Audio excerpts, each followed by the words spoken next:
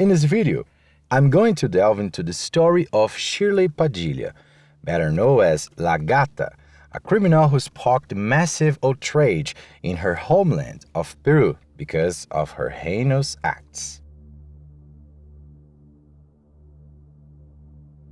Shirley Leslie Silva Padilla was born in 1995 in Peru. During her childhood, she was depicted by family members as shy, introverted, and solitary. At the age of 14, her father, a man named Miguel Angel Silva, abandoned her, leaving her alone to care for her 3 siblings. Her mother had already left Shirley and her siblings years before, only reconnecting with the family when Shirley was an adult, a detail we'll delve into later in this story. Shirley dropped out of school in her freshman year and didn't finish high school. She had always struggled academically and lived in a neighborhood plagued by poverty and crime, with no brighter future in sight. In this environment, she increasingly became strangled in the criminal underworld. It's known that Shirley had a fascination with horror movies and serial crime series. She wrote extensively on the subject and seemed captivated by it. There are reports that on the day her father announced he was leaving, Shirley threatened him with a knife. Beyond this, she had a keen interest in firearms, enjoyed nightlife, and parties. Her life of crime began early, but her first recorded arrest came at age 18 after she assaulted someone on the street in October 2013. The following year, in May 2014, she found herself at the police station again, this time for attacking a night watchman. On her social media profiles, there were multiple photos of her with a group of friends who called themselves the Explosives. There's suspicion that, along with these friends, she might have been involved in various past crimes. In one of her Facebook pictures, Shirley is seen brandishing a firearm. In the comments on that post, some friends suggested she'd make a good bodyguard, while others simply praised her. Shirley also had a strong affinity for hag and tattoos. At that time, she had 7 tattoos in total, and according to her, her favorites were located on her chest, neck, and leg.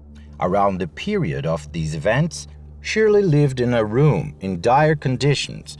It was notably dirty with liquor bottles strewn about. According to sources, almost all of these gums she flaunted were borrowed. In one of her Facebook posts, she expressed immense pride in herself, even as she embarked on a life of crime. Besides her room, Shirley often slept in semi-abandoned hotels or at the homes of her romantic partners. Reports suggest that, apart from her criminal activities, Shirley also engaged in prostitution for money. With this income, she covered her day-to-day expenses, and the rest was spent on narcotics. In the criminal underworld, Shirley went by the alias La Gata and was 22 when her crimes became significantly more serious. On October 25, 2017, Shirley committed one such crime, taking the life of a man who complimented her on the street. That day, Shirley was sharing a drink with a 30-year-old man named Francisco Carrillo on the street in the Uzuriaga slum. Suddenly, another man approached and praised Shirley, which was enough to send her into a fit of rage. The young woman drew her gun and fired 2 shots at this man. The victim was a 21-year-old named Alex Machicorena, who worked as a DJ. He lay bleeding on the sidewalk, and according to sources, no one in the slum came to his aid due to fear. Alex wasn't a stranger, meaning he wasn't just a man who passed by Shirley without knowing her and gave a compliment. Subsequent investigations revealed that Shirley and Alex knew each other. They had even attended school together before Shirley dropped out. It remains unclear exactly what he said to her to make her so enraged, but it's assumed he had simply told her she looked beautiful. The crime took place around 2 in the morning in one of the most populous slums of the country, located in Lima, the capital of Peru. According to information, Francisco Carrillo, the man with Shirley at the time, was a romantic interest of hers. He had a criminal record, having served time in 2005 for armed robbery, and at the time of these events, he was working as a motorbike taxi driver. After the crime, the couple acted as if nothing had happened and decided to head to one of their homes to get money before going out to eat. Having secured the money, Shirley and Francisco went to the restaurant of a man named Freddy Marcos, 28 years old. At the restaurant, the couple ordered 2 plates of arroz chaufa, a traditional Peruvian dish. Upon realizing that the dish seemingly had a little chicken in it, Shirley became irate and started to complain to Freddy, who was not only the owner, but also the chef. According to Freddy's wife, he could barely get a word in as Shirley constantly interrupted him. Suddenly, she pulled out her weapon and fired 2 shots at Freddy's head, killing him instantly. Based on subsequent investigations, Shirley had apparently questioned Freddy about the amount of chicken in the dish, to which Freddy confirmed the serving. Shirley then declared she wouldn't pay for the meals because she wasn't satisfied and got up to leave with Francisco. As Freddy tried to stop them from leaving without paying, Shirley grew even more agitated. At this moment, while Freddy tried to defuse the situation by offering to prepare another dish, Shirley pretended to pay and reached into her purse, but instead of pulling out her wallet, she drew her gun and fired 2 shots at the man's head. Emergency services were called, but by the time they arrived, there was nothing they could do for Freddy. Witnesses say the man didn't even have a chance to react and simply fell from the force of the shots. Following this additional crime, Shirley and Francisco quickly fled the restaurant and went to a nearby motorbike taxi stand. Soon after, they took refuge in a hotel just a few blocks away from the restaurant. The crimes of Shirley Padilla, or La Gata, left the entire Peruvian populace in shock and outrage, especially given the utterly trivial reasons that prompted her actions. Freddy Marcos left behind a wife and an 8-year-old daughter. In interviews, the victim's wife pleaded for justice, expressing her indignation and asserting that Shirley, at the very least, deserved life imprisonment. Shirley became a trending topic across all social media platforms, and her name was cited in the country's major news broadcasts. Even after the crimes, her Facebook account remained active, with all her photos and posts intact. Aware that her arrest was imminent, Shirley posted on her Facebook declaring she would come back stronger. This particular post received numerous supportive comments from friends. Some even blessed her, believing she would overcome the situation. According to staff at the Hotel El Dollar, where Shirley and Francisco were hiding, the couple arrived hand in hand, appearing happy as if nothing had transpired. They stayed carefree in the hotel room, were intimate, and requested various room services, behaving as if they weren't on the run at all. However, Francisco was fearful, so much so that when Shirley fell asleep, he quietly left and headed to the police station to turn himself in and recount all that had transpired. When the police arrived at the hotel and entered the room where Shirley was to arrest her, she was still deeply asleep, Before Francisco had gone to the police precinct, he had called a close relative and told them everything that had happened, saying he was very afraid of the consequence. After listening, this relative said the best thing Francisco could do was to turn himself in and turn in Shirley as well before things got worse. With both Shirley and Francisco in custody, the police held a press conference in which they claimed the two were members of a gang named Los Diabólicos de San Juan de Lurigancho. Yes, it's a gang. If you thought it was a heavy metal band, don't worry, I thought so too. Up to this point, the police only knew about the crime Shirley had committed against Freddie Marcus, the cook and owner of the restaurant she and Francisco had visited on the early morning of October 25, 2017. They were unaware that just hours earlier, Shirley had also taken the life of Alex Manticorena, a DJ and former schoolmate of hers. It was Francisco who informed them of this other crime during his second testimony, leaving the officers even more shocked than before. Shirley was held in preventive custody until all investigations were completed. During her detention, amidst all the uproar caused by the crime, a few of Shirley's family members visited her in prison. Her mother, who only reappeared after Shirley had grown up, was one of them. Local media broadcast this visit, which didn't end well, as Shirley's mother had to seek refuge in a storage room to avoid being assaulted by the victim's relatives.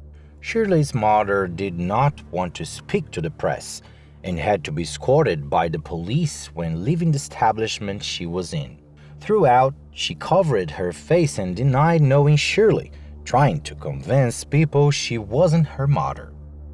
During her initial testimonies, Shirley provided many details of the crime and, according to officers, showed no signs of remorse. She claimed she committed the crimes because she was drunk, suggesting she wasn't entirely herself at the time. Furthermore, she stated she could hardly remember what happened that day. Regarding the firearm she used, Shirley said it wasn't hers. She found it in one of the hotels she had stayed at days earlier. According to her, she acted unconsciously, and it was the first time she had handled a gun. When asked if she had committed other crimes before, Shirley denied it. However, as we know from her social media posts and from preliminary investigations, officers found she had committed several other crimes in the past. Later, the police discovered the gun Shirley used, a pistol, had been stolen from a man named Saul Wilcaya, aged 40. During this particular theft, Shirley and her accomplices broke into the man's home when he wasn't there. They scoured the property for valuable items and found a weapon. Saul wasn't at home, but his family was, and they were threatened by Shirley and her gang throughout the ordeal. 5 days after Shirley and Francisco's arrest, the judge in charge ruled that both would remain in preventive custody for 9 months until the investigations and inquiry were finalized, after which their trials will be scheduled. Shirley was sent to Chorrillos Women's Prison. According to authorities, she refused to shower or change her clothes, spending most of her time isolated in her cell. Francisco was sent to a men's prison on the outskirts of Lima. From the moment Francisco voluntarily turned himself in at the police precinct and subsequently was jailed, he tried to distance himself from his involvement in the crime. He claimed he didn't think things would turn out that way. He said he was just accompanying Shirley since he was dating her but wasn't directly involved in the crimes. He stated he felt essentially forced by Shirley to accompany her on her crime spree and to obey her commands. While in custody, Shirley Padilla underwent several psychological and psychiatric evaluations. According to the results of these tests, Shirley suffered from a conduct disorder, commonly known as psychopathy. She is fully aware of her actions, yet she feels no guilty or remorse and only cares about her own personal pleasures. To her, no one else matters. Furthermore, she exhibits aggressive and hostile behavior, always looking to manipulate and objectify those within her social circle. In October of 2018, the trial of Shirley Padilla began. During this trial, Shirley corroborated Francisco's story that he was merely accompanying her and did not directly participate in the crime. She even stated that before they went out that night, she went to his house, pointed a gun at him, and forced him to live with her. Based on these statements, Francisco Carrillo was later acquitted and released. During her trial, Shirley confessed to both crimes but reiterated that she couldn't remember much from that day as she was intoxicated. She also claimed she had plans to end Francisco's life while they were at the hotel. However, before she could carry out her intent, he turned himself and her into the police. Throughout the proceedings, Shirley showed absolutely no remorse or guilty. It was as if she lacked any emotion at all. In the end, Shirley Padilla, known as La Gata, was sentenced to 25 years in prison and ordered to pay restitution to the victims' families. According to sources, she is projected to be released in October 2043. Despite his initial acquittal, Francisco Carrillo was later charged in complicity, even after Shirley's testimonies during her trial. To the best of our knowledge, he remains free pending trial. In early 2018, Shirley's mother was arrested from attempting to smuggle a cell phone into the prison for her daughter. During questioning, the felon's mother told police that she did it because her daughter had asked her to. In April of same year, Shirley and several other inmates tried to escape the prison. They were caught before even reaching the main gate. Among these inmates was Ana Lucia Carranza Chiara, whose story I've covered on this channel. For those who miss it, I will link the video at the end. Following this escape attempt, Shirley was moved to maximum security prison called Concepción de Junín. Currently, according to Father Pedro Barreto, who ministers to Lima prisons, Shirley is turning her life around and starting to show remorse for her crimes. Images of her singing and praying during a prison mass were even broadcasted in the media. This, of course, has polarized public opinion. Some believe she's genuinely changing, while others see it as a pure pretense. Regardless of her true sentiments, remorseful or not, Shirley will spend many long years behind bars. And that concludes the story of Shirley Padilla, a young criminal with a tumultuous background who took the lives of two people in a short span of time for utterly heinous and trivial reasons. Thank you very much for watching me till the end. And if you liked the video, please leave a like to help me out. Best wishes, and I will see you next time.